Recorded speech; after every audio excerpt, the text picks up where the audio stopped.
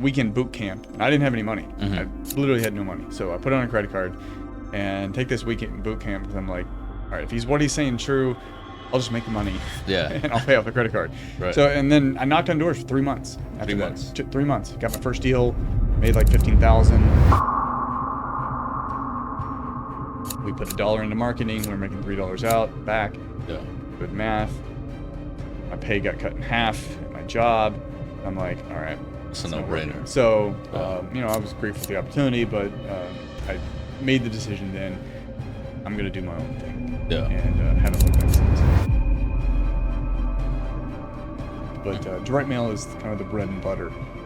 In my opinion, it's the easiest and best way to mass market and have the motivated sellers call you. Right. As opposed to maybe cold calling where you're calling them. Right. And that's a good way to mass market, but I call it the AI gap. The AI gap between businesses using AI and not is small right now. But it's moving so fast that those with AI, they're gaining two things: experience and data. Right. The data is the most important. Friction for a phone call, like there's no friction anymore. AI handles that call. Like, Yeah. That friction to get that lead, like an appointment setter, like I don't have any friction there. Right. That's done. But we can take this extreme. Welcome to another episode of Pick Up the Phone podcast. My name's Josue Llanas. I'm your host. I'm the CEO of GetsYou.ai. It's not artificial intelligence, it's emotional intelligence. Today's guest is Chris Bounce. Chris Bounce is a father, husband, family man. Year to date, he's growing Pathways 70%. You ran 100K last year, which I'd love to talk about, man. I think that's incredible. And in your real estate career, you flipped 200 houses that you bought with your wife, and cumulatively, you've bought and sold 900 units total. A lot of those were multifamily. Yeah. Large multifamily helps the number jump pretty quickly. Yeah, absolutely. So thank you for being here, man. Absolutely. Thanks for having me on. Absolutely. Let's get started with, maybe talking a little bit about you, where you're from, where'd you go to school? How'd you get started with Pathways? Let's start at the beginning. Where are you from? Originally from Waco, Texas, actually a suburb of Waco, Texas, where there's like hundreds of thousands of acres of cornfield. Oh yeah. All around my house. So way out in the country, had lots of animals. Graduated, went to A&M, and then A&M or Houston's like a vacuum for Aggies. So Yeah. found my way into in Houston and started a sales job. Yeah. Nice. What did you graduate from A&M from? What kind of degree? Technology management. Okay. Which really, to sum up what that major was, is I'm a professional PowerPoint presentation giver. Yeah. Okay, cool. And right after A&M, you came to Houston. What'd you do in Houston? So a buddy of mine had an inside sales job selling cruise vacations. Okay. And he's making lots of money. I'm like, cool, yeah, I want to do that. So I want to make a lot of money. I didn't really care about what I was selling. So I got that job there and worked there for about 10 years. 10 years? Yeah. I think it was about 10 years. Nice. Yeah. So I'm sure that kind of gave you a lot of sales skills then to transition into real estate pretty easily, huh? Yeah, so before that, like in college, I was doing direct sales, vitamins and stuff. Yeah. And that, I'm an introvert by nature, very shy. So that forced me to get out of the nature of being an introvert. Right. Because I didn't have a job in college. I'm a typical broke college kid. Yeah. So that helped. And then, yeah, when you're on the phones all day, selling all day, and also having to deal with customer service all day for 10 years, it helps. Yeah. But I did do real estate in college. Oh, you did? Yeah. I flipped 4 houses in college. While you were in college? While I was in college, yeah. No shit. Yeah. How'd you do that? How'd you get into it? So I saw that purple book and Rich Dad Poor Dad? Yeah. And I'm like, I'm gonna be rich. Yeah. And then I realized it doesn't teach you how. I'm like, oh, I don't know what to do. So I saw this like bandit sign, and I called it, and it was this real estate coach. Yeah. And he was teaching knocking on doors to pre-foreclosures at the time. Okay. So this is back like 2004.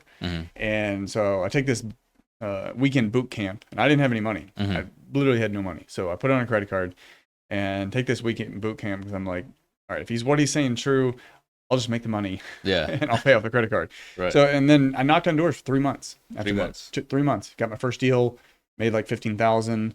And so 15,000, that's a good wholesale deal today. Going back in 2004, like That was fantastic. I'm super rich.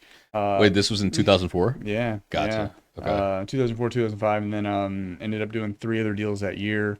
And then Nice. graduated, went to A&M. 2 of those properties I actually kept as rentals. Mm-hmm. And but I didn't really kick off the real estate, like the big real estate journey, until I got married. And that was in 2011. 2011. Something about marrying the right woman, right? That'll kind of accelerate your career. Yeah. I mean, we both knew what we wanted. We wanted our kids in private school. Right. I, of course, have always been entrepreneurial. I was just making a lot of money in my sales job. And the one thing that gets in the way of a great life is a good life. I had a good life because I had no debt. I was making a lot of money, and for most of that time, I actually had roommates. So not only did I have no debt, I had very low expenses. Yeah. But now I'm having to think about different things, and I'd always wanted to get back in real estate, and so getting married, wanting financial freedom, wanting like our kids being in private school and stuff like that.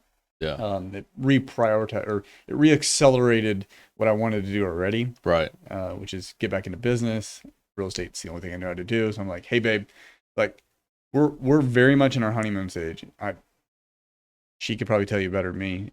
It's probably like the first 30 days, first 60 days of being married. She's on the couch. I'm like, hey, babe, I'm gonna start flipping houses again. And she comes from a more conservative background. Yeah. You work, you retire. Yeah. And she was like a little apprehensive at first, Mm-hmm. but she went along with it. Mm-hmm. And I did the only thing that I knew how to do: knock on doors for pre-foreclosures. And she went with me in the beginning, and she realized she did not like that. She didn't like it. No, she didn't like confrontation. And have you ever knocked on doors? Yeah. So it's a good way to get in front of people, but the people you're getting in front of are not in the best emotional state. No. And it doesn't matter what you're trying to do to help them; they're not happy you're there. Right. And that wasn't her favorite part about real estate. So yeah, she called herself the getaway driver. Right. Cause like when they're yelling at me, like we drive away, but she enjoyed other aspects of the business. But yeah, that's kind of how the real estate main journey kicked off. Yeah. That's amazing. What were you selling in your sales job? Cruise vacations. Yeah. Yeah. Okay. So were you cold calling? Were you? No, it was purely inbound. It was inbound. They were driving leads. They had like a bell, and like, you could take 30 to 50 calls a day. You could take 70 calls a day. You could work 7 days a week, 12-hour days. You had your block. Yeah. And if you wanted to work more, you can come in and work more. It was very lucrative to someone who was hungry. Yeah. And I liked that. And it was a 100% commission job. Right. So I'm like, cool. Yeah. And so coming right out of college with very low debt at the time. Right. Because I had a little bit of college loans. But coming right out of college into a job that I can make 80,000 to 120,000, day one, great. It's a no-brainer. A lot of my buddies who, they took the harder path out of college and they were engineering degrees, and I'm sure they're all making a lot of money now. But in the beginning, going around, you're in that 50, 60 something $1,000 range, and I was making a lot of money right out of college, and that's what I was talking about, the great life and the good life conflict. Mm-hmm. So I had a great life, or I had a good life, but it was getting in the way of the great life. Yeah. And but yeah, it's amazing, dude. So 10 years in, you find your wife, you get married, and then you go all in on real estate. So what was that transition like for you? Yeah, so part of that, I was still working. In 2011, we were knocking on doors for pre-foreclosures, and we thought we were going to flip, but we actually just kept rentals. Yeah. Smart decision if you know where home prices were in 2011 versus where they are now. Yeah. And then around 2014, 2015, that's when my job, they started, changing the compensation structure. Yeah. And it didn't work for me anymore. Right. So I started planning an exit. Now, during this time period, 3 of the rentals that we had, we sold. Yeah. And 2 of them grossed over $100,000. Mm-hmm. And That was a nice payday. Yeah. And then the third one was, I don't know, probably 30, 40, $50,000, something like that. Yeah. And so that all happened within a 90-day period. Wow. A lot of income coming in, way more than what I was making. And we had marketing that was already proving to work out. We put $1 into marketing, we're making $3 out back. Yeah. Good math. My pay got cut in half at my job. I'm like, all right, It's a no-brainer. So, Yeah. I was grateful for the opportunity, but I made the decision then I'm going to do my own thing. Yeah. And haven't looked back since. Dude, amazing. It's a great story. So real estate, you went all in and you started flipping them a lot. What kind of marketing were you doing? You say you'd put in $1, got 3 out. Yeah, so in the beginning it was door knocking. Yeah. That only scales so much. Of course. Yeah. And I didn't know how to market. I had no idea. It was the only thing I knew was from that boot camp. Yeah. So I'm starting to listen to podcasts and going to networking events, and I kept hearing direct mail. And so I'm like, cool, let me read in this direct mail. I'm like, well, that's kind of expensive. I'm gonna spend all this money. Like, I don't know if I'm gonna get it back. And then I kept running into people at networking events that are doing way more deals than me. And they're like, you have to market. If you want to run a business, you have to spend money on marketing. Right. And you got to do it the right way. So I just finally started doing it. I started off small, and I don't remember what the first budget was. It was probably like $500,000. I get a deal, and then I take that money, and then double the budget, get a deal, and then all the way up to where I was spending like 30 grand a month in marketing at one point. Nice. On I was more multi-channel at that point, but direct mail is kind of the bread and butter. So in my opinion, it's the easiest and best way to mass market and have the motivated sellers call you, right, as opposed to maybe cold calling where you're calling them, right, and that's a good way to mass market, but it's, there's challenges with that, both legal and also operationally. Yeah. I think even from an intent standpoint, I think the intent of someone calling in is going to be a lot higher than you having to call someone out there. So, 100%. Yeah. The sentiment is very different for sure. That's what brought us from 4 deals a year to 4 to 5 a month. Nice. It was direct mail. Direct mail. Yeah. Would you attribute a lot of your success then to direct mail? 100%. Yeah. Like it's at least from a scale standpoint. Yes. Yeah. Do you still do any direct mail? Right now we don't, because I'm not looking actively to flip houses at scale. I want passive deals, right? And that's just a time standpoint, a time situation for me. Yeah. Flipping houses is a job, right? Like wholesaling is a job. If you want to be in real estate, that is a job, right? And I was, fortunate to where we did flip a lot of houses. We also kept a decent amount of rentals. I've been involved in small multifamily. Now I'm involved in large multifamily. So I like the economics there from a passive standpoint, so I can focus on other active activities, which for me more is AI and AI operations for real estate investors, helping them implement AI the way that I did in my business, helping other investors do that the same way. Nice. Well, I know right before we started filming, we talked very, very in great detail about AI. So I think we'll definitely want to touch a lot on that and what you're building, what I'm building. I think we're kind of in the same field and building similar products, and I think it'll be very interesting to share ideas, collaborate, even discuss this here for the viewers too. I think that a lot of times people don't really understand the scale at which AI can help their business and what automation can do for their business. And I think that a lot of people still don't realize that if they don't incorporate all these tools, they're going to be left behind by the people that are incorporating these tools.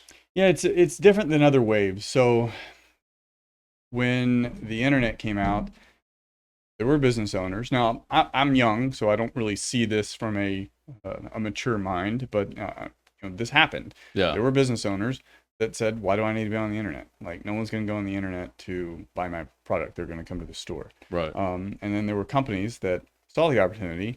They went on the internet and they crushed. Yeah. Like, I don't know if anyone's been to Blockbuster recently. Yeah.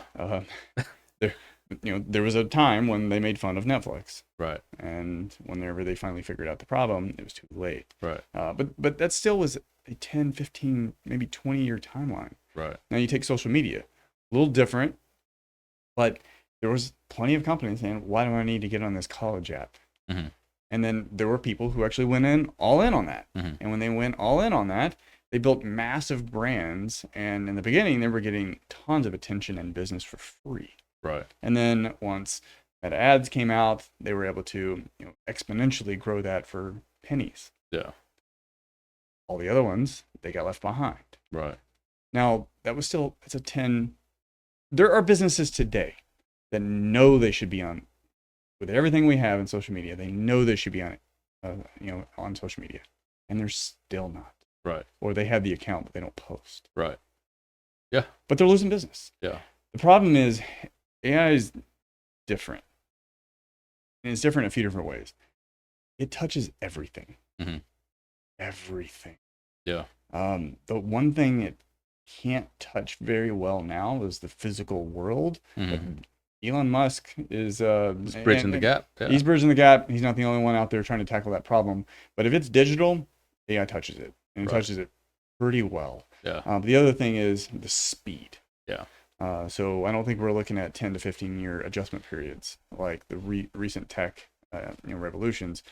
We're looking at maybe 3 to 5, maybe 7 if we're lucky. It means you need to pay attention quicker, adapt faster. Otherwise, you're I call it the AI gap. The AI gap between businesses using AI and not is small right now, mm-hmm. but it's moving so fast that those with AI, they're gaining two things: experience and data. Right. And the data is the most important. Right. And it's a flywheel. They're gaining this, and then as the technology improves, that gap gets bigger and bigger and bigger. And there will be an inflection point. Yeah. At some point in time, where everyone else who chose to just watch and sit back, they'll be forced to lean in. Yeah. And the question for them is, are they gonna have time to catch up? And there will be a lot of businesses where that answer will be no. Right. Well, if you're listening to this right now and you're watching this, it's not too late. I think now is the time to take action. So you grew Pathways. At what point in your career did you realize that real estate is enough for me? And when did you start Pathways? So I built Pathways for me. Yeah. For years, I've never had a coaching business. Yeah. But I do coach in some sense. And, we do networking events and people need help. And I've always viewed coaching in a sense in my real estate career as I'm going to help you because you're going to bring me a deal. Yeah. And that's cool. It's win-win. Or it's a good way to raise private money. Yeah. Because I can coach, and then people with money, they see me as an expert and they don't want to do all this stuff. So they'd rather just loan me the money. Right. So I've resisted getting into anything software related. I just had no desire to do that. But I did build systems for me. Mm-hmm. And when I built Pathways, it wasn't called Pathways. It was just an operating system for me in my business, solving my own problems. Right. Of a fragmented tech stack, making sure that all inbound leads are answered live, and making sure follow-up is done consistently. And so last year, when a buddy of mine, he does do some coaching, he's really good at it, and he was, we were kind of talking and decided like, hey, let's help some folks, and you can educate them, and then I've got the software. Let's put it together. And I mean, it's a well-rounded solution to anyone that wants to scale real estate, and that's when it actually got its name, Pathways. Gotcha. And it conveniently has the AI in there, so yeah. Very, very convenient. Yeah. Man, well, I'd love to know a little bit about Pathways. I think this would be a really good transition. I think for the most part, I spent a lot of time talking to guests about real estate, their career, their processes for building real estate. But I think we have enough content of that. I don't think we have enough content of what it takes to build AI solutions for companies, and then specifically what it does for businesses. So I think for this particular episode, I think it'd be a really good idea to focus on AI and just talking about AI and the different solutions that can come for clients. Are you opposed to that? Yeah, Go for it. Cool. Well, before we get started and deep diving into AI, let's go ahead and just take a quick commercial break. If you're a nationwide real estate investor, you need to go check out gethardmoney.com. Gethardmoney.com is the number one place to find local hard money lenders. You can connect with them directly. You can request term sheets. You can chat all in one single place. The coolest thing that I think about gethardmoney.com is that you have free tools built in, AI comping, you have a flip profit calculator, cash to close calculator. What's really cool about it also is that it's 100% free. You don't have to go and buy anything. You can sign up. You can use all the tools that they have. They have tools added there all the time. No cost ever. So if you're investing and you need lender connections, this site works nationwide. If you need deal analysis, this thing is a no-brainer. There's no cost to sign up. It's just free value, free connections to any real estate lender out there. So go sign up, gethardmoney.com. All right, and we're back. All right, Chris, let's talk some AI, bro. Let's go. Yeah. This is my favorite topic to discuss. I feel like, these days my mind is constantly thinking of things to automate, solutions to problems to solve, and opportunities in the marketplace. So I woke up accidentally. It was like 3:00 in the morning. Yeah. But there have been frequent times when I woke up at 4:00 in the morning. I just get up. Yeah. I get up and I start working. Yeah. My mind can't leave it either. So whenever this was, I can't remember when this was, but the way that GetYou.ai was born, it was about 2 a.m, and I think I was trying to fall asleep, and I was just tossing and turning. I couldn't had this vivid vision of this platform that I've built, and I had it just burned into my brain. And I got up and I couldn't do it. I couldn't go to sleep. So I started working. I started mapping it out, architecting out the entire platform, what it would look like. At 2 a.m, I think I bought the domain for this platform. So it's one of those things where sometimes you're being called to do something, right? And I think whenever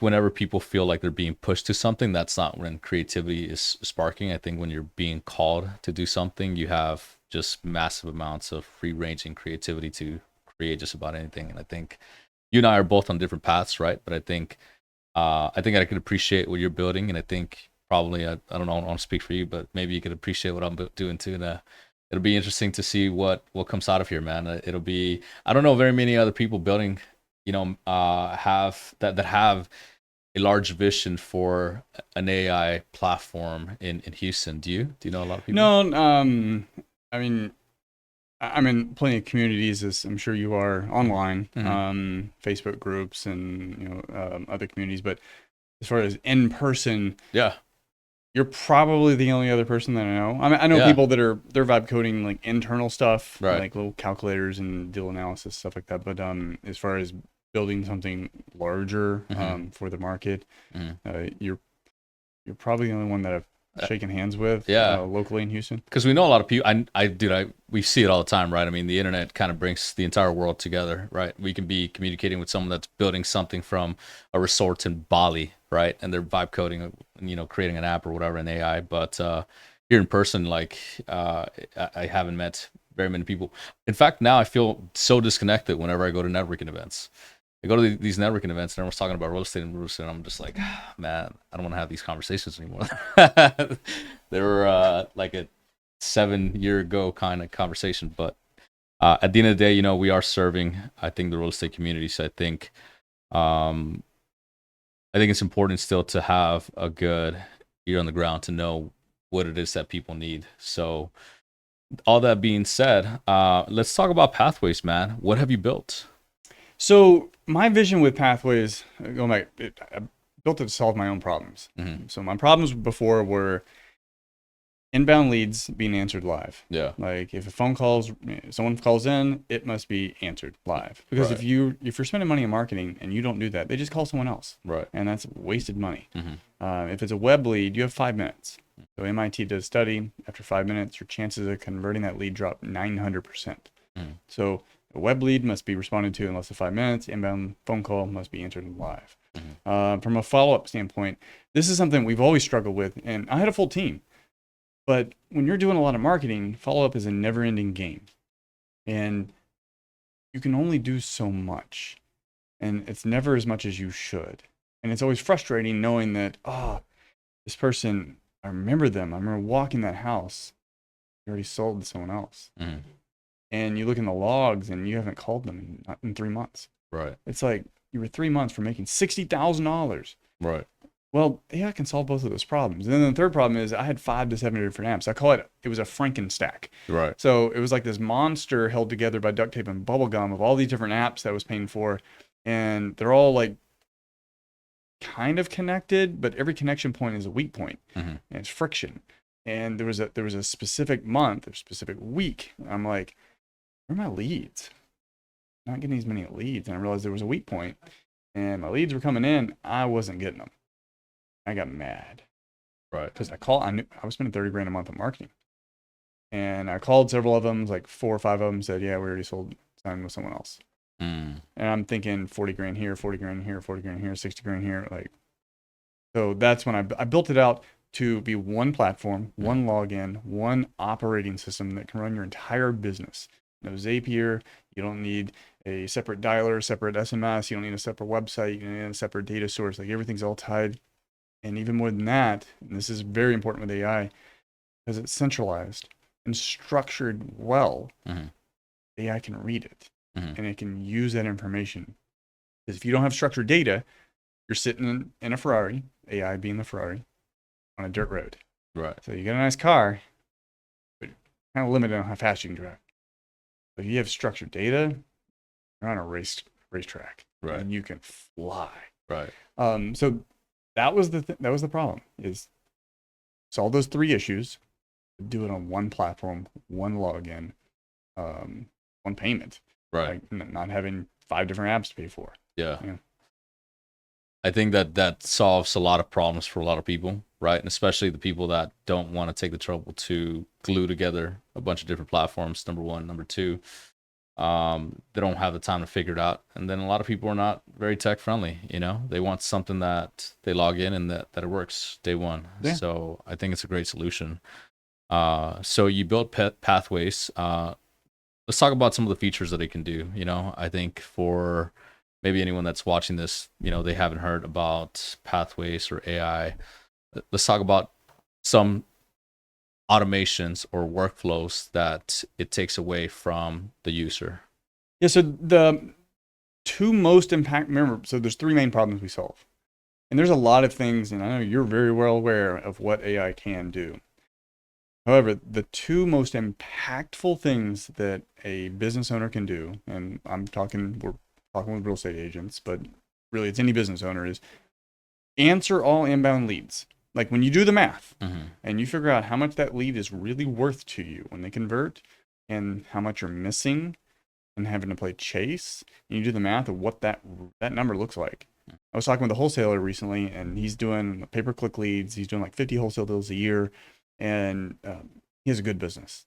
But when we did the math, he's missing 70 to 80% of his leads live, and he's having to play chase.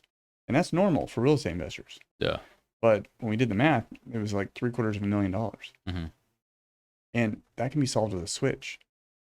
AI agent on. Mm-hmm. Every single phone call answered live. Qualified appointment right in your calendar. Never miss a single one, ever. If you're at a networking event, if you're on a podcast, you're on, running a property, that call always gets answered. Mm-hmm. The web lead always gets called by your AI, qualified, booked appointment on your calendar, text messages, emails, sent out consistently. And the same thing with follow-up. Yeah. Consistently, multi-channel. Right. Another switch. Those 2 things. Biggest ROI. It's not your sales script, not your marketing and the words on your postcard or the script on your cold calling. It's just answer your phone and follow up. And Yeah. AI can do both of those things better than you can. So by taking away the friction of the user having to make that initial phone call that gets picked up always, AI can handle that workflow. AI could also handle the follow-up workflow. By your estimation, what kind of ROI does that look like for a typical user that uses your platform? So when we take that one guy, Yeah. we're talking like 3x. Yeah. We're talking about 3x of what he could be doing just by solving the inbound. That wasn't even follow-up. That was just solving the inbound problem. And he's already paying for a CRM and everything, right? So I mean, Yeah, he already had other stuff, and how well he was using it, I'm not sure, but he had multiple systems. yeah, And we consolidated that, yeah, and we have AI. And I was helping his team out with the e-signature, so it's another feature. So you're not having to do the paper or have a separate DocuSign and stuff like that. And we were talking about some of the AI features offline about that too. yeah. And I was showing his team how to use it, and I was like, hey, how are they doing? And he was like, dude, awesome. We locked up a couple of contracts using the e-signature. I went from confidence to I went from optimistic to confidence. I was like, the next few months are gonna be gangbusters. I'm like, sweet, Nice. love it. He's already seeing some results. Oh yeah. Nice, nice. What other sort of AI solutions are out there for typical problems for a real estate investor, do you think? So vibe coding, we talked a lot about that. Vibe coding, deal analysis. Like if you don't have a quick way to analyze deals that's more than your typical spreadsheet, Yeah. that's something simple that pretty much anyone could do with Claude or some of these platforms. Now having that tied into an operating system, which is something we're working on, is that would be better. But anyone can go on Claude and vibe code something like that with a basic knowledge of how these things work. Yeah. Have you seen the live artifacts with Claude? I've seen that. I've not. So, wait. So that's the skill library, right? So the live artifacts are a live dashboard that can tie into different data points, either on your computer or let's say you can program just about any sort of any sort of data point on your computer to show you a dashboard of whatever it is that you want to measure. So if you want to measure your KPIs, if you want to measure your weight loss tracking, you want to measure how many miles you've ran, you can create a live dashboard that very easily tells you some data points that may be important to you. Nice. Yeah, I haven't played around that. I've played a lot with connectors and then the skills, but I haven't played around with that. Yeah. The reason why I mentioned it is because I feel like that's another easy solution that anyone can go in and create a dashboard for tracking KPIs in their business, for example. I think that most people are using AI still at a very surface level. Oh, 100%. Whenever you start getting into using things like Claude Code, there's a lot of coding software. DeepSeek has a really great coding machine that you can use with something called Open Code that's cheaper. But I don't recommend using DeepSeek because it's Chinese and they'll steal your ideas. So stick to Claude or OpenAI. Have you done any sort of coding like that yet? Yeah, and deal analysis tools, migration tools. We have some back-end stuff that I'm using. So I've done a lot of that on my end. The migration tool is the only one that's forward-facing, like for a user interface. But I'm working on some higher level, AI intelligence with very specialized agents to handle things like their follow-up scripts and so to personalize, because every business is a little different. So the way you're wording things may be a little bit different if you're looking for land for new construction versus if you're just a regular house flipper. So things like that. That'll I don't know when that'll be out. It'll be out this year, but we're doing everything we can to fast track that. Yeah. At this point, it's all about what I've realized about creating a startup is raising capital is another job on its own that needs to be done on a consistent basis. from talking to Boris, who's got another AI startup here in town. He's solving more the deal analysis and then connecting you to lenders for multifamily properties, for commercial properties, which I think is a great product. I think what he's building is pretty amazing. And there's a large company, and they came out with a AI deal analysis for real estate. I don't know if it's single family specific or if it includes commercial. I think it includes commercial too. Mm-hmm. And I mean, they're a $1 billion company. I don't remember what it was. I heard about it on a podcast and I went and like quickly and put it on my browser and played around with it. I haven't played around with it too much, but the one I did, I was like, it was pretty good. It was pulling live data and it was actually pulling comps for me, doing rental analysis spreads and growth rates and all this in a prompt type manner, similar to what like you'd see with ChatGPT. Very cool. But yeah, that's awesome. Your AI agents that you're going to be creating, what kind of platform are you going to be using? What kind of technology are you planning on using? A lot of AI agents have to use like an LLM, right? So you could tie into either Claude or OpenAI or whatever. What are you planning on? How are you planning on creating this? Yeah, so over the weekend, I had to take a step back in that. So I'd move forward, but I had to, and I'll do this, and you've probably done this, but I definitely would recommend it. So I went back to a research agent that I have, and I gave it new instructions to go research everything that the LLMs and the models, the capabilities today. And then the capabilities over the next 12 to 18 months. And then the capabilities of the hardware, like the NVIDIAs of the world and chips today, capabilities of tomorrow.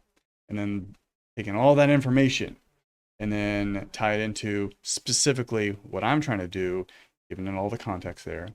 And then having it reconsider that information based on what a traditional SaaS company would do, an emerging SaaS company. And so it was like a 7-tier research prompt thing, and it took probably cumulatively like 3 or 4 hours to finish. It's a long time. I have a sweet brief, but I had to do that because I had to step back and realize, like, because this is growing quickly, the odds of me having to build something and then like tear it apart and rebuild it are high just because of the way this thing's moving. But I don't want to have to do that in 3 months. Like, if I can make it 18 months, 2 years, that'd be good. And a funny thing about that is I heard like Elon Musk did that with XAI, where he realized like the infrastructure just wasn't what he liked, threw the whole thing in the trash and rebuilt it. Yeah. But now I have that context. The one thing that's pretty important for me now is we don't know if ChatGPT or like Anthropic, two of the leaders, we don't know if they're going to be here tomorrow. Right. There was a time when Yahoo was the #1 search engine in the world. Right. No one had ever heard of Google. Right. No one's really ever heard of Yahoo these days. Right. So we don't know if they're going to survive. So it's important that whatever you're building, it needs to be flexible enough to use the technology as it evolves. Right. And that's what I'm making sure. But as far as what I'm leaning on more heavily from a coding standpoint, a UI standpoint, it's more on the Claude side. When it's conversational stuff and deep research, it's more on the ChatGPT side. And then I'll sprinkle in Manus and a little bit of Perplexity in there too. I actually haven't really played around with, so Perplexity and Grok, haven't played around with those too much. Perplexity is really fantastic for doing research things. What Perplexity does is that it finds you valid sources for the content that it's generating for you. So if you ask it a question, it'll go and find you the answer to the question that you have. But what happens is that a lot of LLMs are taking blogs as a source of truth. And so you and I know that anyone can draft up a blog, right? That was probably drafted on. Yeah. So then it's like, how do you know what truth is, right? And so Perplexity, I think, does really well by looking at science journals. It looks at peer-reviewed documentation that is posted online. I think that's where it excels. And that's funny because so I built an agent. I call it the authority engine. So I went back to social media and companies not doing a good job. I'm someone who hasn't done as good a job as I know I should. Yeah. But I try. It's just I'm consistent and then non-consistent, and it's ebb and flow. And I was like, I got to fix this problem. But the problem is I've done content for years. I've got a whole treasure trove of content, a lot of video. Have you done any sort of AI cloning yet? So what I did is I built this authority engine and it's a 5-part agent with like 7 different mini agents now. And this is part of going back over the weekend. I had to rebuild it. And so it's a research agent of hot topics out there, and then it takes that analysis, and then there's checkpoints. So it will ask me, hey, look, this is what we found. These are checkpoints. Is there anything specific you want to talk about this week? And it takes all that and analyzes it, and it cross-references it with all of my data. Yeah. And then it produces the content, but it produces it contextually to me, my voice, my brand, and also contextual to the platform: LinkedIn, Facebook, Twitter, Instagram, Reddit, blogs, third-party authority blogs. Yeah. So it gives me the ability to produce 70 plus pieces of content that's very specific to me. And if you didn't know that, you have known me for any amount of time, you wouldn't know. Right. And I'm still making minor tweaks, but that allowed me to scale. But back to your original question. What was your original question? I had a really good point. I don't know what my original question was. Oh, maybe Emily, do you know what the original question was? No. I had a that was a long. I got lost in what you were saying. So well, let me go back. So agent 3 of that, and I went back because I was listening to a podcast and they were just talking about we have agents. We all know about agents, but this is evolving. So now we have agents that have teams. Like, oh, okay, this is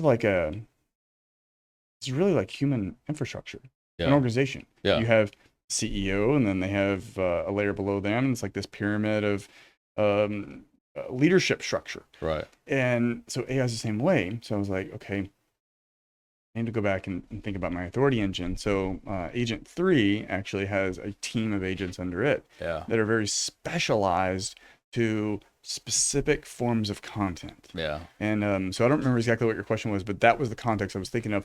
So how many tokens are you burning for every? Dude, I don't know. I know Pathways burned like 8 million last year, but that's all users last month. As far as me, it was frustrating because I made this post, I screen shared it, and you'll relate to this.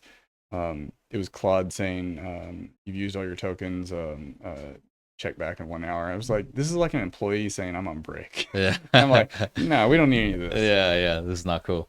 One thing that I realized about, when I started creating AI agents was that it burns a lot of tokens. It's expensive, depending on what model you use, right? I use a lot of Anthropic. So if you're using Opus, I mean, any sort of run will cost you, $5, $10, $20 per run, which is not bad if you're doing something like engineering, right? Where it's like debugging certain parts of your platform. It can debug it, solve it, push the code to production, and rebuild it all completely autonomously, which I think is great. But what I've realized is that it's really expensive to do this. So how can we solve? I built the same thing that I called it a content machine. I think authority sounds better, so I might have to switch my name to it. Let me steal your idea. TM, trademark it. Authority. You heard it here. Yeah. No, I called it's the same thing, right? It's a scraper. There's something called Appify that can go and scrape the internet. But that's expensive too. And so there's RSS sources online that you can use. So I started thinking, okay, do I want to spend and burn all these tokens on an AI agent that is doing something very basic and minor? Like, this is just scraping data, right? It's all scraping data. So instead of using an AI to do that, I created code, right? And so I wrote code. It's in TypeScript that will go and do the exact same thing that the AI was doing, but it's like for free. Or the costs really, because it's like on a it's a cron job, and it's on a like a little mini server. It's 0.00000001. Yeah. So it's free. Just about, right? And I started looking at my infrastructure, and if I replace AI agents with just actual code, then I can solve a lot of these cost issues. Now that brings in another problem, right? If you do a bunch of code can sometimes break. So then you need error reporting. You need the right kind of infrastructure to look at the code, make sure when it does break, you get notified. But that's how I've been able to keep my infrastructure from overinflating massive amounts of token burn every month, right? So it really comes down to, do you need intelligence on top of it, or inference? Do you need that? And if the answer is no, code might just be the solution. If the answer is yes, then maybe some of it's code and you have intelligence manage the code. Right. Yeah. Get the best both worlds, right? Yeah. Yeah. I think that's probably the best solution. In my infrastructure, what I've created is an entire platform. I was telling you before, I've written 500,000 lines of code, and so just a large amounts of code. So now I have AI agents that are in different portions of the organization. Now the code just runs itself. It can do just about anything. And when something does break apart, then the AI agent can step in and do whatever's necessary to, fix that issue, that problem, and keep the ball rolling, So, dude, it's a lot. Yeah. And as far as tokens too, I mean, they can be expensive. Really, it's just, what are you using it for? What is the marketplace? What would they charge for that? So if you're having to hire someone and they're going to charge you, $250 for this, image editing or whatever, and you can get Manus or ChatGPT Image 2.0 to do that, right, for $3, good trade. If you're burning tons of tokens and it's going to cost you, $75, when maybe you can actually get it done somewhere else for 0.001. Yeah. All right. Bad trade. Figure out the solution. For everything that I'm doing, it's net positive. I mean, I'm on the upside. Yeah. But also beyond that, I also want to get my hands dirty. Yeah. And it's education. Yeah. That's good. Have you for your content, are you doing just only text right now? Like text, images. I haven't had enough time and bandwidth to really really pin down carousels and images at scale. So I can, if I want to create one, I'll figure it out. Yeah. But how can I create one that can create multiple types within a certain framework and it all look uniformly on brand? And how I have not been able to do that because it'll frustrate the heck out of me. Right. I'm like, dude, that's not my logo. Like, you just scrap something together, and I specifically gave you instructions not to do that. Yeah. And I haven't played around with Claude Design, so I'll be interested to see how they tackle that. But otherwise, ChatGPT and Manus, both of those. Mm-hmm. I don't think Manus gets credit for marketing assets. Manus is pretty good. I've done some slideshows. The slideshows are really great. Sick slideshows. Yeah, they're really great. I think Claude is not really good for doing like, it doesn't do slideshows really well on the actual platform. But if you use Claude Code, it can. So Claude Design, the promotion I saw, and I haven't played around with it, they're saying that will be good for like both web design but also slideshows. Yeah, there's some other tools out there. There's I don't know if you've ever tied into an API with Nano Banana Pro. No, I've looked into it, but I have not. Yeah, they generate some very inexpensive photos, images it's like less than a penny, and it looks great. It can create just about anything. You know, if you give it a reference image, let's say your face, it can take that image and put it just about on anything. So you can call APIs and say, hey, do my face on an astronaut, on the moon or something, right? And whatever, it can create anything. I think if you integrate that into your what yours is your authority engine, Yeah. you can now start pumping out images, using artificially created images all in your pipeline, and then just start pumping out content. Yeah. Yeah. So I think it's exciting times, and everything that we're talking about, I don't know if most people will be able to recognize what can be done. But I think the best way to show it is to just get it done and then just start pumping out the content. I think people will come and see afterwards, right? Yeah. I mean, we're so AI is frontier. Yeah. It just happens to be moving ridiculously fast. And I enjoy it. I like tech. Before that, it was just solving real problems in my business. But people need to pay attention, especially if you're a business owner, because there's real world implications in 12 months, 18 months, 24 months, whatever the timeline is, that not doing it can be very costly. And really, I mean, if you're about to retire, maybe you can just ignore it. Yeah. But if you want to be in business 5 years from now, you can't ignore this. Right. And on the positive side, most people are ignoring it. Right. So the few that do take advantage of this, Right. they're gonna end up, blowing past competition like Netflix did Blockbuster. Yeah. Couldn't agree more, man. Couldn't agree more. Let's go ahead and take another quick commercial break. When we get back, let's talk some more about AI, the implications that it has in business, and where you see the future of this all going. All right. Sound good? Cool. And we're back. So Chris, man, what are some interesting stories you have to tell when it comes to either real estate or AI? One quick on AI, and it was something that it was a mistake, but it was cool to see in real time. So I'm white, if you can't tell. Yeah. I speak no Spanish. I married into a Hispanic family. Oh, did you? Yeah. My wife's half Colombian. Nice. So, nice. Half Colombian, half what? So her dad is European Slavic. Okay. And she speaks fluent Spanish. Yeah. My mother-in-law is from Colombia. So when leads would call in and they only speak Spanish, like, I can't help you. So I'd have to have, Jamie or my mother-in-law talk to him. Yeah. So I was listening to this one AI call, and it was a conversation, and the AI agent, Sam, I call him Sam, your sales automation manager. So she picked up that he spoke Spanish, and the word he said was English, but he said it with a strong Hispanic dialect that she immediately jumped to Spanish. Now, fortunately, he did speak Spanish, and they continued the rest of the conversation in Spanish and actually booked the appointment. Nothing wrong. Now, you don't want random people just. It would be weird if a normal conversation, I just started talking to you in German all of a sudden. Right. A little weird.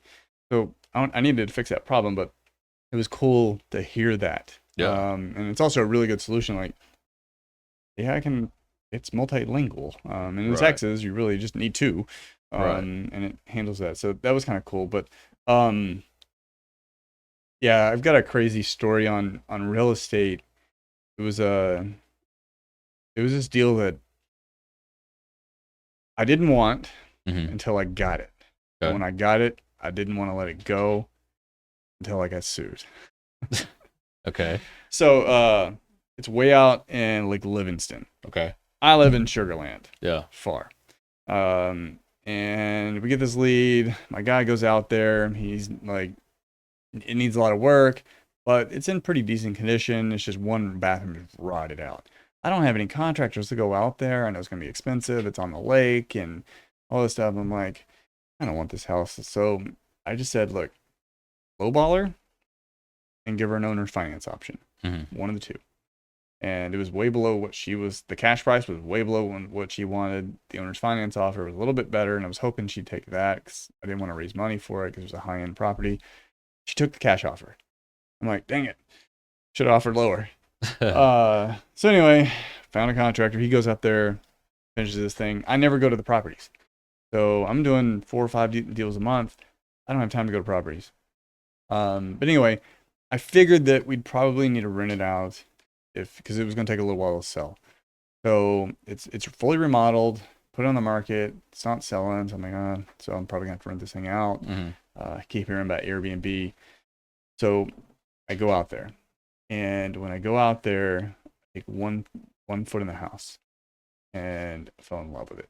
The moment you open the front door, you see straight through the home into the lake. And driving into the neighborhood, you drive down, huge pine trees, a whole canopy, huge lots. Yeah. And then we get down to our house, which the front, it's a little bit older of a house, but when you walk in, completely open, and you look straight into the lake with a dock. It's a little cove, and we got there in the evening, so it was the sunset, and it was crystal clear water. And I'm like, babe, we need to keep this house. Yeah.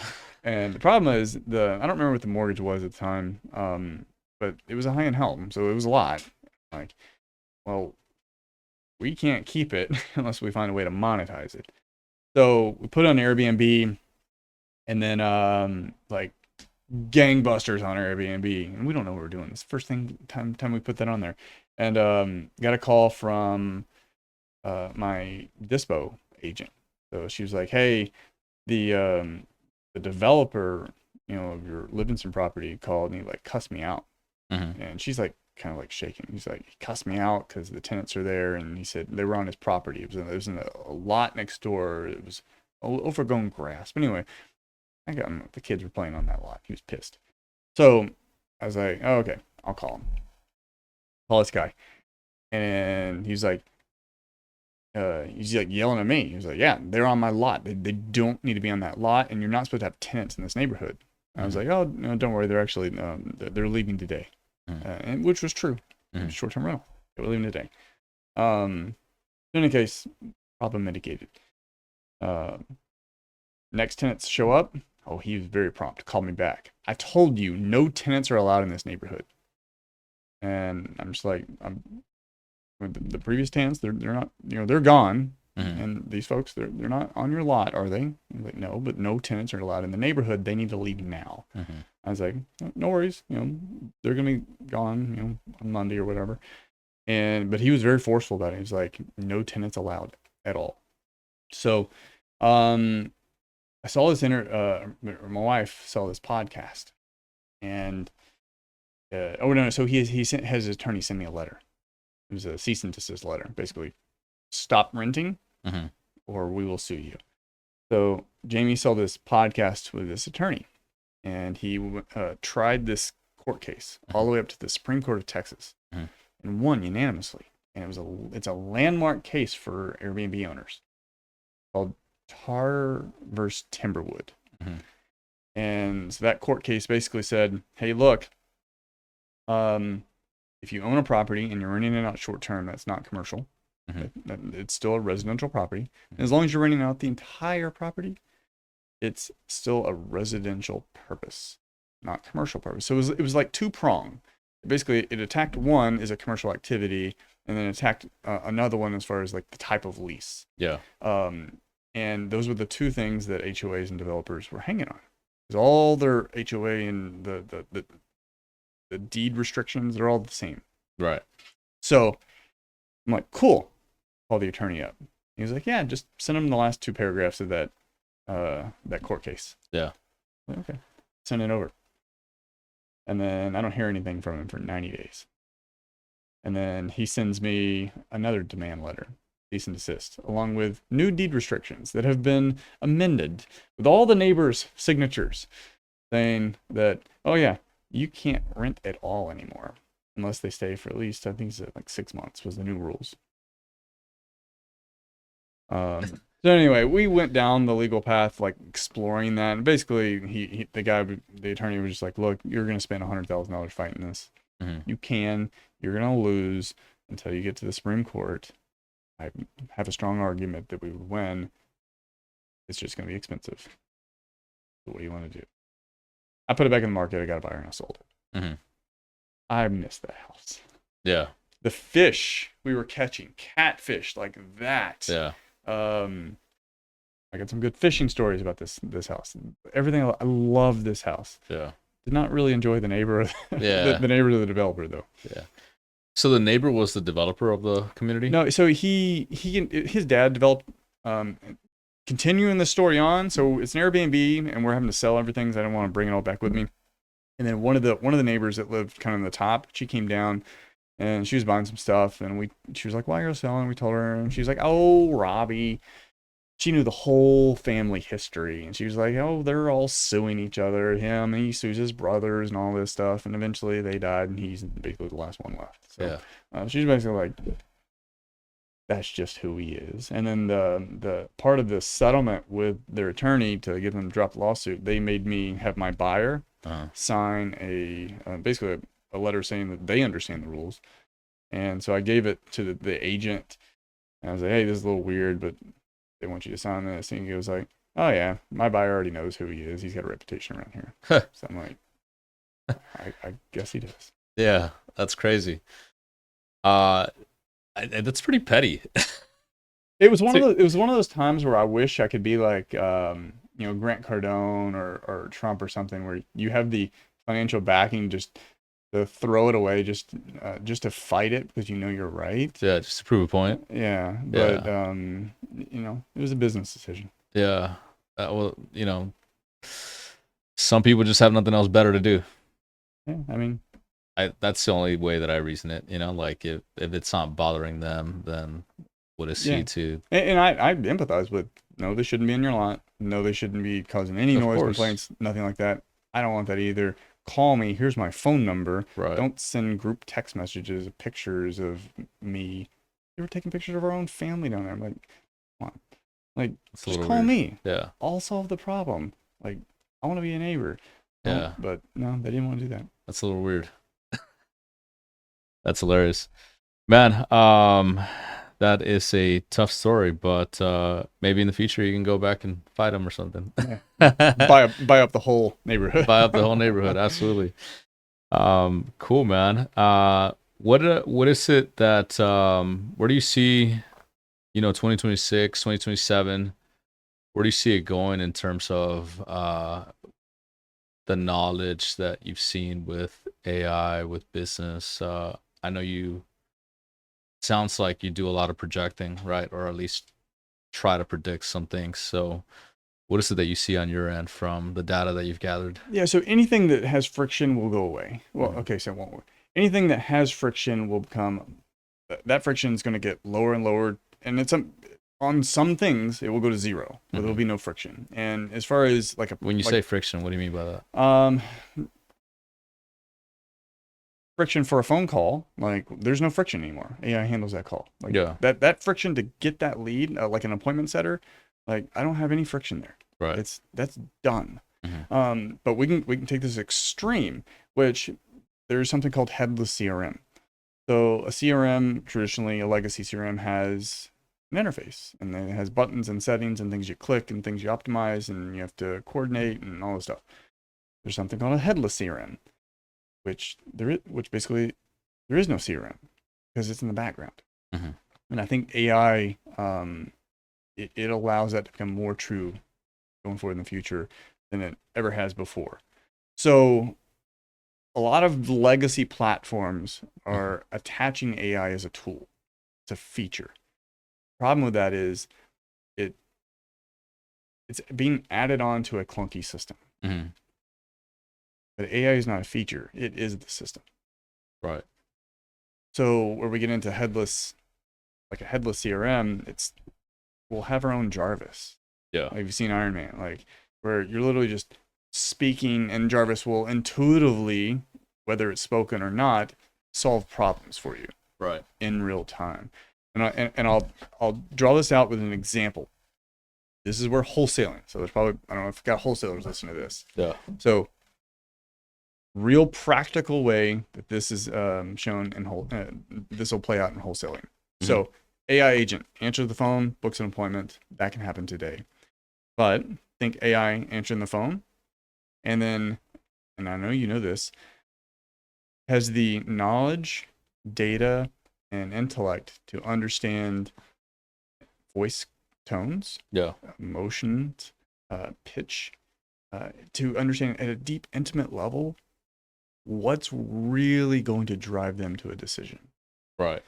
simultaneously while underwriting the property and pulling comps, simultaneously while your dispo agent is taking this information in real time, looking at your buyers lists and ranking those buyers based on buyers that buy properties in that area of that price point and that condition, and then ranks them based on your personal experience with them and purchasing power, and reaches out to them and negotiates a wholesale fee in real time. No humans involved whatsoever in that transaction. So can that be done today? Yes. Be a little clunky. You got latency issues, and then there's the data. How accurate would it get comps and stuff like that. Those would be challenges today. Is that an unsolvable problem? No. It's just having the right data and the right application of that data and technology to execute on that. So, what will we be there in 6 months? Will that take 2 years? I don't know, but that will happen where your 5-7 team wholesale operation now be done by one. Yeah. And they're still closing 50 to 70, 100 deals a year. Do you think a lot of the marketing that has to feed this machine is going to have to be inbound? I mean, the government's going to make sure. Yeah. Yeah, I've been telling cold callers, like, one, if you're cold calling and it's making you money, like, keep doing it, just do it legally.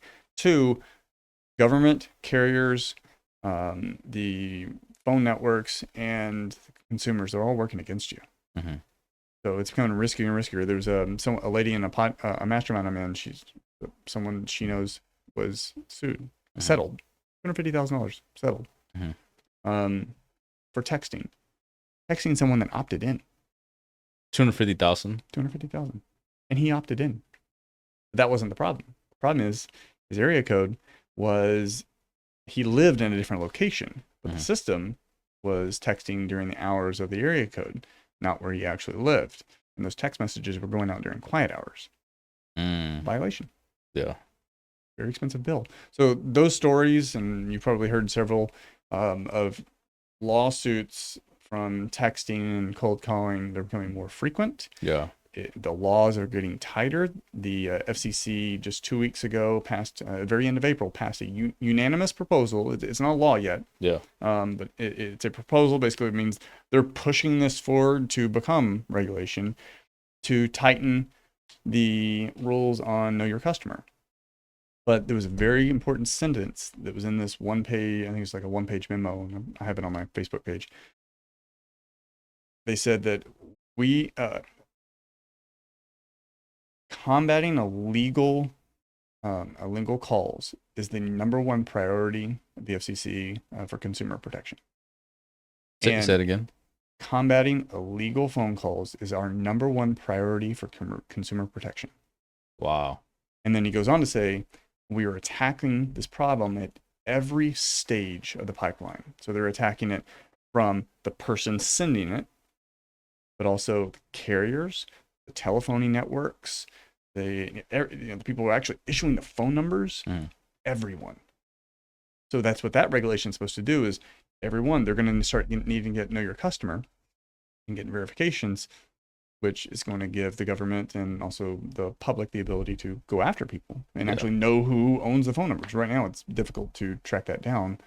You can be sly. So I tell folks, again, if cold calling and texting works, just do it legally, but you really need to lean in on a channel that has more longevity and less risk, which pay-per-click and pay-per-lead and direct mail do that. Right. Pay-per-lead, I would still be cautious because there's laws on selling data, and they may have given consent, but did they give you consent to call and text them? I don't know. That where it gets a little weird, but yeah. Pay-per-click and direct mail are the top two I recommend. So to answer your question, yes. Inbound traffic, become a magnet. Yeah, I definitely see a lot of implications with using this technology, in the wrong way. So I think the headless CRM component is I think the step in the right direction. And as you were talking, I think it completely redefines what a dashboard looks like. Oh, 100%. right? Versus instead of having to log in and seeing leads or data, you're just logging on and talking to an AI. Yeah. And there's some data. Well, one, there's a lot of things that we just don't know, and 20 years from now it'll be obvious, and now we just can't quite see that yet. But there's a lot of stuff in your CRM that you don't need, and you don't need to see. There's some stuff you do, and how that shakes out with AI, I mean, we'll see. But you can also think of it like a spreadsheet. Mm-hmm. So an Excel spreadsheet that does all your like deal analysis. You need to see all the formulas in those cells? No. Those are hidden. You all you care about is the number. Right. So from a headless CRM, like really all you need to know is what are the things that need to drive your business, and are those things being done, and what is the growth? And yeah, I mean, we'll see how that plays out, but AI is a system. It's not a feature. Yeah, I think that's where people need to start seeing it differently, right? Where it's the foundation. It's not a tool to be bolted on. 100%. Right. Bolting it on actually, my opinion, it compounds the problem. It makes that one thing better, but it compounds the problem in the broader ecosystem. So if you have AI with your phone system, cool, but that makes this much better. But the AI system with your email, and the AI system over here with your follow-up system, and the AI system over here with your autoresponder, like all those make individually better, but it compounds the bigger problem, which is fragmentation, which is where a centralized platform that has AI built on top of it, or actually it's built on the AI layer, communicates better because it knows, like, no one knows you better than you. Right. And that is the true solution. So the legacy platforms are going to have a challenge to, they have an advantage of data, but their challenge is going to be architecture. So you're saying like if for like the future of, probably the future of a lot of technologies are going to be architecting with AI first, instead of the old way of designing it for human first. Everything will. Yeah. 100%. Everything will. Yeah. I definitely see that. I mean, this touches not only on, CRMs, but on many other interfaces, bookkeeping. We'll take a car. Yeah. Like you can't go take your, like I've got a 2016 Ford F-150.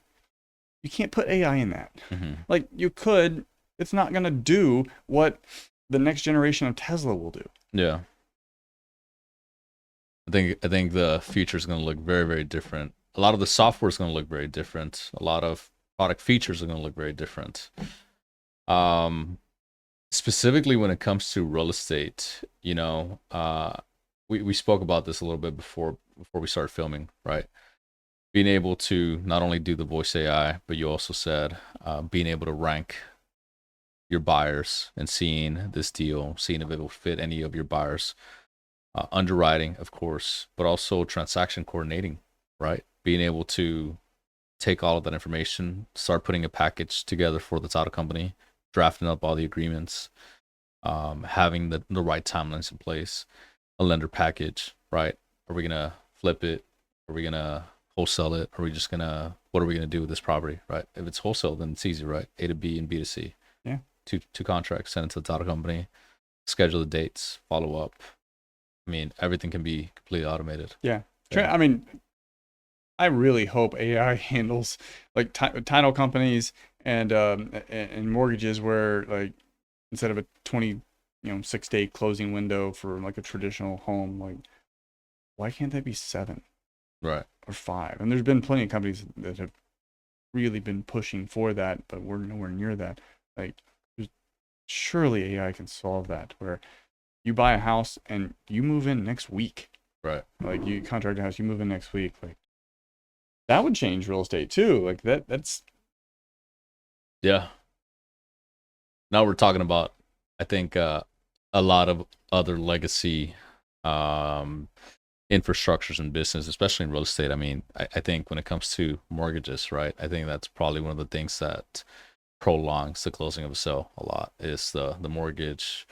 They have to get an appraisal. They have to get an inspection. And imagine how many and I don't know the number, I'm sure it's out there, how many deals break up in that time period. Yeah. But I imagine most of those deals break up, at least if it's after the inspection period. And once they make it past that, like, what is the percentage of deals that break up just because of the headaches of financing part, like getting gummed up somewhere on week 3? Mm-hmm. Like, Yeah. why couldn't that have been solved much sooner?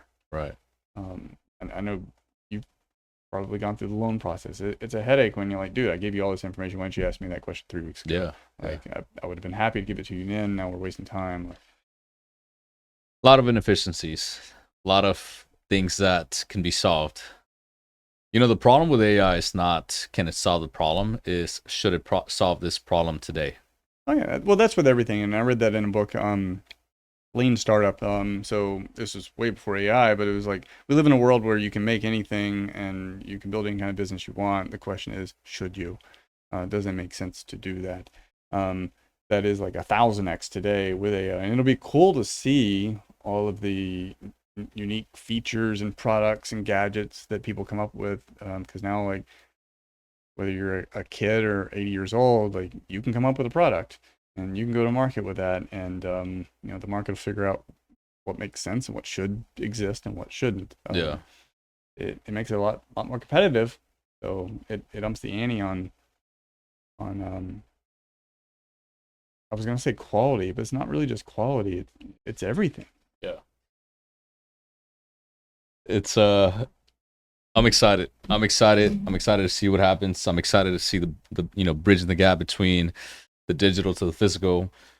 I think a lot of I was even talking to one of my friends, Alex Ottawell.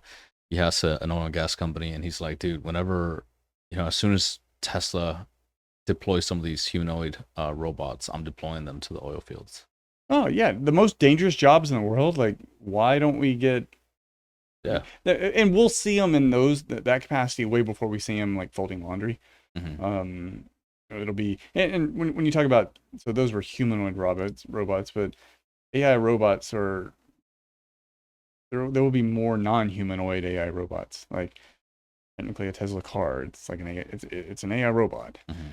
just not a humanoid. So we'll see plenty of that. Yeah. Before we see, in your kitchen doing dishes. Yeah, I know there's some companies that have like tried shipping some of those things, but I don't know. Look at the little Amazon robots like buzzing around their warehouses. Yeah. Have you seen the DoorDash robots delivering food? Yeah. They even put like little kind of like headlights that look like ice on it. Yeah, and they get the little bumper too. At least on some of the models, I've seen like a little bumper, so if they run into something, and then there's been some incursions.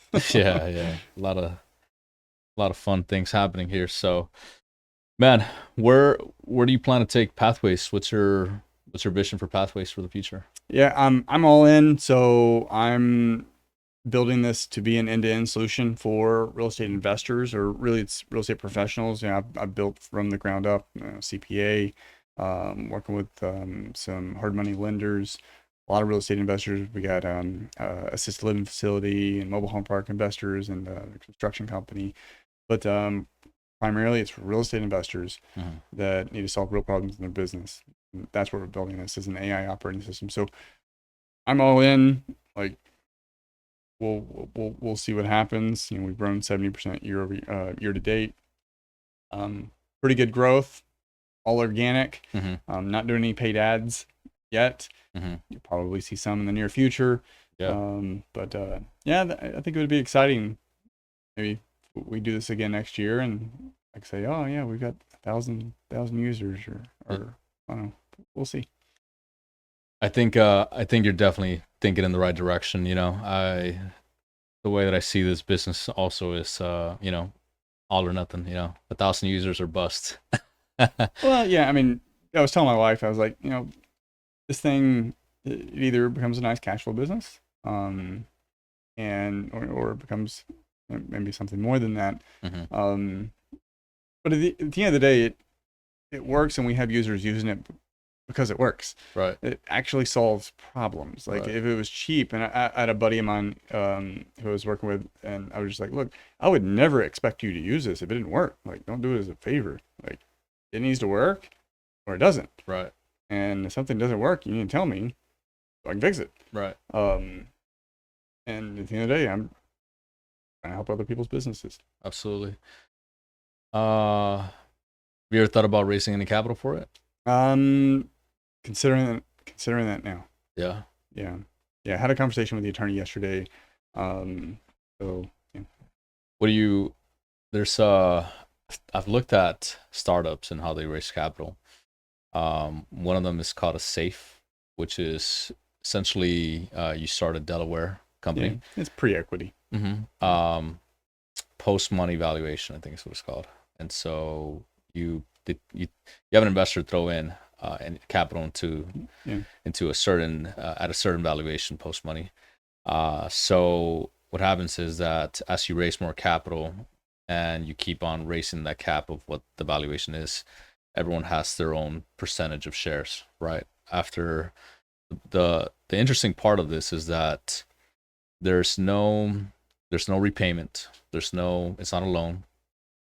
It's kind of like an all or nothing kind of play for the investor. Yeah, these are where your angel investors come in play. So but you have to be careful with it too. So I've raised $20 million for real estate. I know how to raise money for real estate. It's very different. Yeah, when looking at private equity and small businesses and emerging companies, like it's different. I mean, from a macro standpoint, similar, but when you're talking shares and different vehicles, like a safe, like I didn't know what a safe was before a few months ago. Yeah. Because I'm in this, I know when you said that, I know what it is. If you would ask me 6 months ago, what's a safe? I'm like, a thing in my closet. Exactly. So another vehicle that early founders will consider is like a convertible note. So in lieu of a safe, which that will become equity, a convertible note is debt, and that may or may not become equity. And there's pros and cons on why you would want to use one over another, but you also have to consider like future valuation rounds and what you're pegging those numbers to. And if you hit those numbers, great. If you don't hit those numbers, what is the implications of that? So if you have a down round where you said we're going to hit this and you don't, I guess you can kind of think of it like, when Microsoft says they're going to hit this and they don't, and then their stock drops because all their investors are like discounting them. So the same thing here. Like if you have a down round, then future investors coming in, now they're going to start questioning things. But it's even more severe for an emerging, company that's trying to grow rapidly. Yeah. But anyway, it's interesting to see that. So I have looked into it. We're working on doing that very soon. Yeah.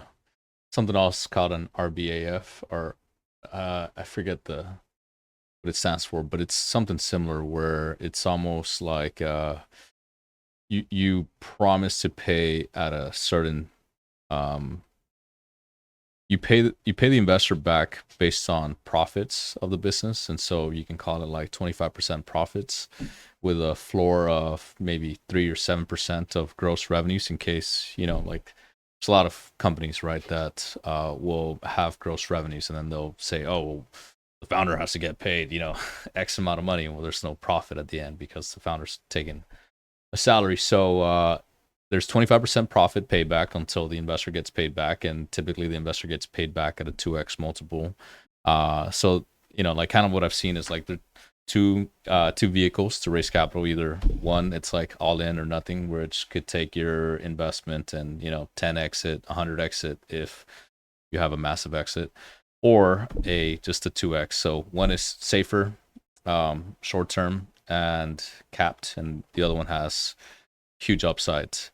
So there's a lot of pros and cons, and after looking at the private capital space, after looking at the startup, how startups raise capital, it's very interesting to see the different kind of components and how people normally go and actually raise capital in the real world. And I saw this, I don't know if you've seen this, but I've always said real estate has like the best tax advantages in the world. I know oil and gas has some pretty aggressive tax advantages too. But I was shocked when I learned about this tax advantage for startups. So, not a tax pro, not an attorney. So seek your own professional advice Yeah. on anything that I've said, related to that. But from what I understand, founders have up to $50 million in tax-free equity. You have to do it the right way. There's certain things that you have to do, but you've held the company for 3 to 5 years, you have up to $50 million in tax-free equity. $50 million in tax-free equity. For founders. Really? That was insane. Now, there's very specific things you got to do. So this is where, that's what I was talking with the attorney the other day. It's just interesting. I never knew about that. Like, I don't know how long it's been around. Maybe it's relatively newer, but you're looking to start a company and you think it might grow pretty well, it's worth looking into. Yeah. Would you happen to know anything about maybe the tax code or what it's called? It starts with a Q. I would butcher it if I tried to tell you. Okay. It starts with I'll a look Q. into it. If you just Google tax-free equity for founders starting a company, it'll pull up. Yeah. There's like I think it was originally 5 years. You had to hold it 5 years, and it has to be a Delaware, or it has to be a corporation. Yeah. Inc. You have to have shares. You have to hold it for 5 years. But I think a recent law allows you to go down to 3 years, and it's like stair step. So if you go 5 years, it's up to 50 million, but it's a percentage, smaller benefit if it's like in year 3 or year 4 or something like that. Yeah. I'm definitely going to look into it. That's a pretty big tax advantage there. Yeah. Not having to pay any taxes. I think it also has to do with if you don't sell anything, right? Like you said 5 years, but even then afterwards, I wonder how it plays out if you do want to sell some shares or liquidate some shares in the company. As far as like your tax implications? Yeah. I mean, again, we're not tax professionals. We're just here. We're just homies. Yeah, I don't know. I mean, I have real estate that mitigates my tax liability a lot. Yeah. I mean, I've never had to mitigate it $50+ million yet, but yeah. Cool, man. Well, Chris, I have a feeling we're gonna be chopping it up a lot more, talking about AI and what you're doing, and how we can collaborate here. I think there's a lot of synergies, and anything that I could do to help you out in your business, man, I'd be more than happy to do it. Whether that's specialized knowledge or finding any sort of like insights to help me out in my business, and if I could help you out too, I'd be very happy to do so, bro. Yeah, absolutely. Love talking AI, love talking real estate, especially with sharp folks. So yeah. The last thing before we end the podcast, if anyone wants to know about Pathways or find out more about you, how can people reach out to you? Yeah, so I'm all over social media, but especially Facebook, Instagram, LinkedIn. As far as Pathways, if you go to pathways.com, there's a AI deal flow optimization call. So what we do is, because I want to make sure it's a win for them. So on that call, we look at your actual numbers. How many leads you're pulling in, what's your contact rate, what's your conversion rate, what's your average profit per deal, and we look at your actual numbers, and we look at what the leaks are costing you. How much is it actually costing you not to solve inbound leads, not to solve follow-up? We put a real number to it. Yeah. And that number becomes the opportunity cost.